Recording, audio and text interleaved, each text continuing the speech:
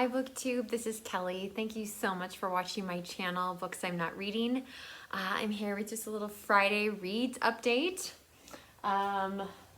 Most of these things you will have heard me talk about, but I just wanted to update you that I did finish James Baldwin's masterpiece, Giovanni's Room. This was just such a beautiful and devastating book. I just thought the love story was incredible, and gosh, the interior lives of the characters, man, this is a great, it's so tiny, but I don't know, this at the moment is probably the best book I've read this year. It's so good. So anyway, I really recommend this if you have not read Giovanni's Room. It's just wonderful. The other thing that I finished was my very first Thomas Hardy novel, Far from the Madding Crowd. And I was really loving this book.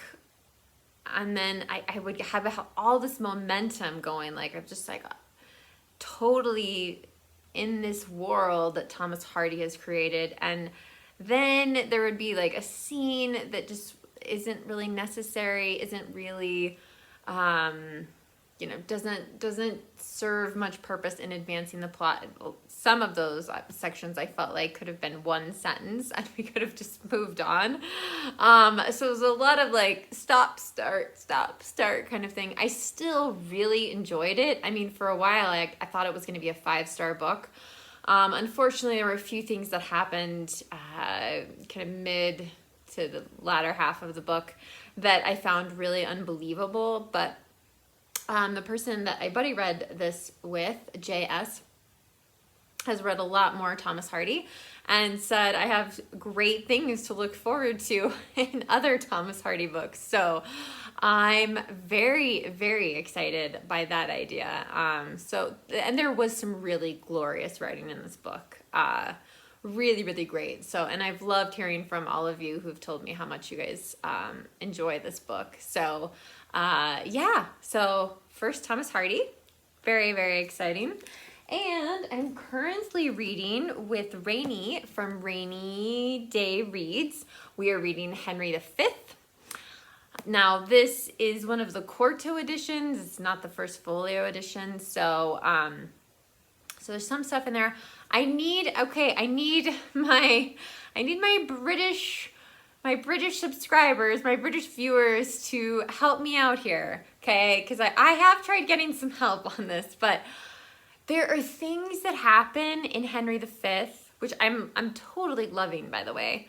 And there are footnotes that imply that like Shakespeare basically like lifted like even some speeches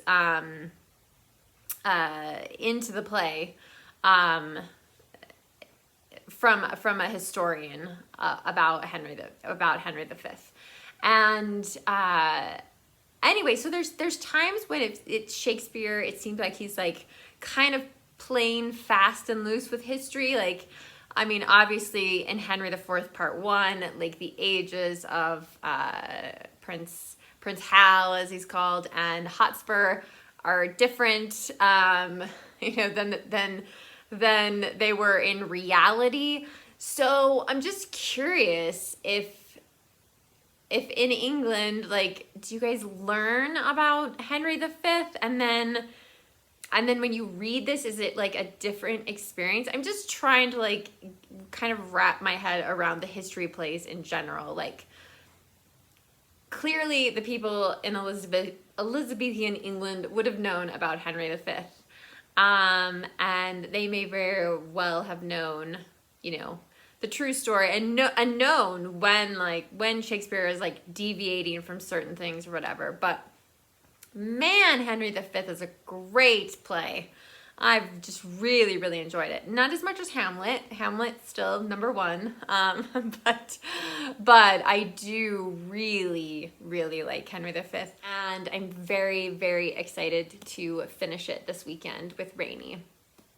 Always good to read a little bit of Shakespeare with Rainy. So And as to what I will start next, I've been saying that I'm going to read this book for quite a while now, How to Stop Time, by Matt Haig. And yeah, so these books that I've read have been so amazing. I mean, to read 3 things in a row that are just really phenomenal. Like I said, I mean, Far from the Madding Crowd, like, I mean, like, there definitely was a moment where I thought it was going to be a 5-star book. So it was still fantastic. I think I need something a little bit lighter. And one of you told me if ever there was a thing, if ever there was a book to read on a vacation, staycation, mental staycation maybe, that this was it. So I'm planning on starting this weekend. And in other exciting news, I did get The Night Watchman by Louise Erdrich from the library. They told me when it was due. I'm not sure that's really gonna happen, but nonetheless, I was glad to snatch it up quickly. So yeah, I'm hoping to start this. I don't like to wait too long to read the new Pulitzer. I'm always afraid that all of a sudden I'm gonna realize I'm 5 Pulitzers behind or something like that. So I usually every summer I try to tackle whatever it is. So hopefully before July I can somehow be done with this or close to done with this. I don't know. We'll see what happens, but I'm really excited to read this. So I don't have a whole lot else to tell you guys. It's so hot here. It's awful. I'm hoping to, I have so many ideas right now for videos, and it's one of those things, like, sometimes I'm just like racking my brain trying to figure out like what kind of video can I make.